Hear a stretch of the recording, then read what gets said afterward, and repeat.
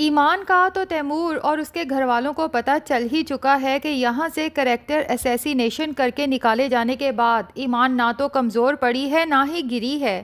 بلکہ پہلے سے بھی زیادہ طاقتور اور کامیاب بن کے سامنے آئی ہے۔ لیکن بلال کا ابھی تک کسی کو بھی نہیں پتا، سب یہی سمجھ رہے ہیں کہ جس طرح یہاں گھر کے چھوٹے موٹے کام کرتا تھا، کبھی ٹینکی میں پانی بھروا دیتا تھا، کبھی لان کی صفائی اور کبھی فنکشنز کی ارینجمنٹ، تو اب شاید اسلام آباد میں بھی کسی کے گھر میں ملازم کے طور پہ ٹھہرا ہوگا۔ لیلا کو تو بس یہ خوشی ہے کہ اس جاہل گوار بلال سے اس کی جان چھوٹی، جس کی وجہ سے پورے خاندان اور سوشل سرکل میں اس کا نام بدنام ہوتا تھا کہ کہاں لیلا اتنی پڑھی لکھی اسٹائلش، اور کہاں وہ اس کا شوہر بلال جو کسی کو دکھانے کے قابل بھی نہیں۔ لیلا تو تیمور کو حسرت بھری نگاہوں سے دیکھتی تھی کہ اگر میری تیمور سے شادی ہو جاتی تو چاند سورج کی جوڑی ہوتی اور ساری دنیا میری قسمت پہ رشک کرتی۔ اب جا کے لیلا کو پتہ چلے گا کہ رشک تو اس کی قسمت پہ ساری دنیا نے کرنا تھا اگر وہ بلال سے اتنی جلد بازی میں طلاق کا مطالبہ نہ کرتی۔ خود ہی اپنے پاؤں پہ کلہاڑی مارنے کے بعد لیلا بہت پچھتانے والی ہے، اور ادھر تیمور کو جب پہلی بار پتہ چلتا ہے کہ آہت کو یہاں سے اریسٹ کر کے جو اسسٹنٹ کمشنر لے کے گئی ہے وہ کوئی اور نہیں بلکہ ایمان ہے۔ تھوڑی دیر کے لیے تو تیمور کے جیسے ہوش ہی اڑ جاتے ہیں، اسے اپنے کانوں پہ یقین نہیں آتا کہ اس نے ٹھیک نام سنا۔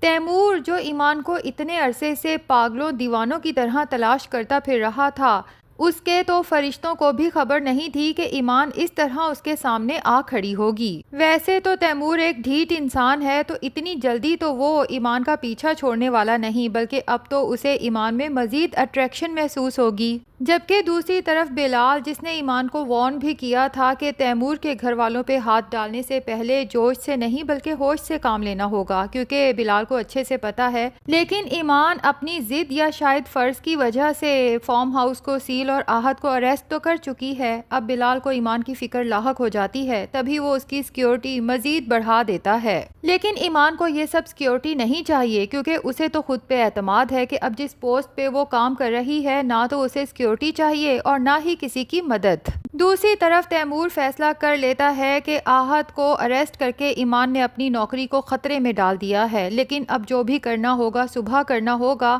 بہرحال جب وہ گھر پہنچتا ہے تو ایمان کے ہی خیالوں میں گم ہوتا ہے، جبکہ زارا اپنے شوہر کی رگ رگ سے واقف ہے تو وہ جان جاتی ہے کہ ایمان کو دیکھنے کے بعد تیمور ایک دفعہ پھر اس کے پیچھے پاگل ہونے والا ہے۔ تبھی اسے کالر سے پکڑتی ہے، آنکھوں میں آنکھیں ڈال کے کہتی ہے کہ آپ کی محبت میں پہلے ہی اپنے معیار سے بہت نیچے گر چکی ہوں، لیکن اب مجھ میں اس سے زیادہ نیچے گرنے کی ہمت نہیں ہے۔ اور پھر تیمور کو کھلے لفظوں میں وارن بھی کر دیتی ہے کہ ایمان کے ساتھ آپ نے پہلے جو کچھ بھی کیا، اب بھولنا مت کہ وہ پہلے سے زیادہ طاقتور بن چکی ہے۔ تو تیمور کو بھی اندازہ ہو جاتا ہے کہ زارا چپ ضرور تھی، لیکن تیمور کی ہر ایکٹیویٹی سے بہت اچھے سے واقف تھی۔ ادھر ایمان جب اگلے دن اپنے آفس پہنچتی ہے تو تیمور اس کے آفس پیچھے پہنچ جاتا ہے۔ ابھی ایمان اپنا بیگ رکھتی ہے کہ تیمور فوراً بول پڑتا ہے کہ اسسٹنٹ کمشنر بن گئی ہو۔ ایمان شدید غصے سے تیمور کی طرف دیکھتی ہے اور اسے وارن بھی کرتی ہے کہ شاید آپ کو اندازہ نہیں آپ کہاں کھڑے ہیں،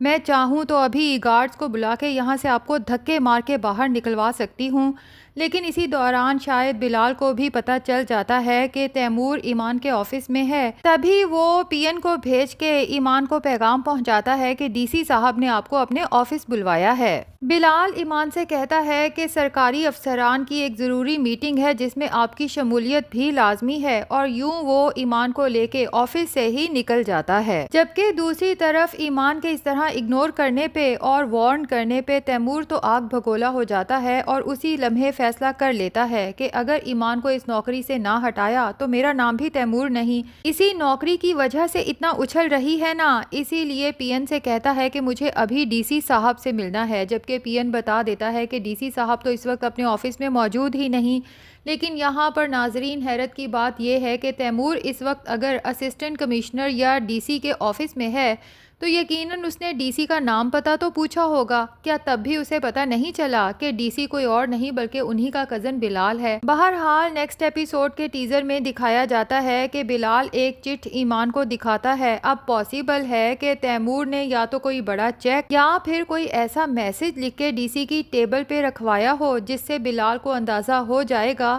کہ تیمور اب ایمان کی جاب کے پیچھے ہے۔ دوسری طرف بلال جو ایمان کو جھوٹ بول کے آفس سے لے کے گیا تھا، اب کسی مال میں دونوں شاپنگ کرتے نظر آتے ہیں۔ ایمان بلال سے کہتی ہے کہ آپ مجھ سے جھوٹ بول کے مجھے یہاں لے کے آئے، جس پہ بلال کہتا ہے کہ آپ کو ساتھ لانا ضروری تھا، اور ویسے بھی اگر میں آپ کو سچ بتا دیتا تو کیا آپ میرے ساتھ یہاں آنے پہ مان جاتی؟ لیکن ساتھ ہی بتا دیتا ہے کہ ہماری سرکاری افسران کی میٹنگ بھی ہے، لیکن اس میں کچھ دیر ہے، میں چاہتا ہوں کہ آپ اس کے لیے کچھ شاپنگ کر لیں، کوئی مناسب ڈریس دیکھ لیں، کیونکہ وہاں پہ تمام بڑے افسران موجود ہوں گے اور آپ کا پہلی بار ان سے انٹریکشن ہوگا۔ میں چاہتا ہوں آپ کی ڈریسنگ اور شخصیت ایسی ہو کہ پہلی نظر میں دیکھتے ساتھ ہی سب پہ آپ کی دھاک بیٹھ جائے۔ بہرحال اب اس آفیشیل میٹنگ یا شاید ڈنر پہ جب یہ دونوں پہنچتے ہیں تو ایمان بہت ہی اچھے سے تیار ہوتی ہے۔ بلال تو اسے دیکھتے کا دیکھتا رہ جاتا ہے، لیکن ایمان کو شو نہیں کرانا چاہتا کہ ایمان کے لیے بلال کے دل میں کوئی فیلنگز ڈیولپ ہو رہی ہیں۔ دوسری طرف ایمان اپنے لیے کچھ کھانے کو لاتی ہے، اس میں بلیک پیپر ڈالنے لگتی ہے کہ وہ اڑ کے بلال کی آنکھوں میں چلی جاتی ہے۔ بلال کی آنکھوں میں تو شدت کی جلن ہوتی ہے اور وہ پریشان ہو جاتا ہے، اور جب ایمان بلال کی طرف دیکھتی ہے، اس کو اس طرح سے تڑپتے ہوئے دیکھتی ہے تو اس سے بھی رہا نہیں جاتا، فوراً آگے بڑھتی ہے، اپنے دوپٹے سے بلال کی آنکھوں کو سہلانے کی کوشش کرتی ہے، یہ سوچے بغیر کہ اتنے لوگ وہاں پارٹی پہ موجود ہیں اور ایمان اور بلال کو اس طرح ایک دوسرے کے قریب دیکھ کے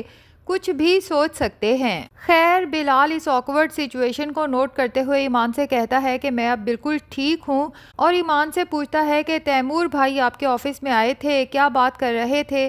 ایمان کہتی ہے کہ وہ جو بھی کہہ رہے تھے، مجھے ان جیسے لوگوں کو ہینڈل کرنا بہت اچھے سے آتا ہے۔ تبھی بلال وہ چٹ جو شاید اس کے کسی ملازم نے اس تک پہنچائی ہو ایمان کو دکھاتا ہے اور اسے بتا دیتا ہے کہ وہ لوگ آپ کی سوچ سے کہیں زیادہ کلیور ہیں۔ دوسری طرف تیمور کے فادر کہتے ہیں کہ ہم نے اس لڑکی کو اپنے گھر میں رکھا اپنی بیٹی بنا کے، اور یہ تو بہت ہی احسان فراموش بلکہ آستین کا سانپ نکلی۔ پہلے میرے بیٹے کی کردار کشی کر کے یہاں سے گئی، اور اب اسسٹنٹ کمشنر بننے کے بعد ہمارے ہی گھر پہ دھاوا بول دیا۔ یہ تو اب ناصر صاحب کو بہت بعد میں جا کے پتا چلے گا کہ اصل غلطی کس کی تھی، ایمان کی نہیں بلکہ ان کے اپنے بیٹے تیمور کی۔ اور ادھر آہت بیچارہ جس کی مہندی کا فنکشن چل رہا تھا، جب دلہے کو اریسٹ کر کے لے گئے، بہرحال اس وقت تو آہت نے صرف اپنی بہن لیلا کو پولیس کسٹڈی سے بچانے کے لیے تمام اللیگل ایکٹیویٹیز کی ذمہ داری خود پہ لے لی، لیکن اسے اس تیمور سے شدید نفرت ہو چکی ہے، کیونکہ اتنے عرصے سے جب لیلا کو نوٹسز موصول ہو رہے تھے